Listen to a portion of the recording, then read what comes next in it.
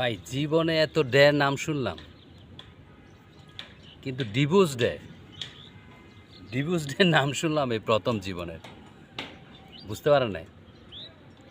বাবা দিবস, মা দিবস, প্রেমিকা দিবস, তারপর আর কি, মানে এই দিবসের কোনো শেষ নাই আমাদের দেশে। জন্মদিন এগুলো তো হয় সবসময়, ম্যারেজ ডে, কিন্তু ডিভোর্স ডে এই প্রথম শুনলাম পরিমণের কাছ থেকে। এই পরিমণের বিয়ে হয়েছে কবে আর ডিভোর্স হইল কেমনে?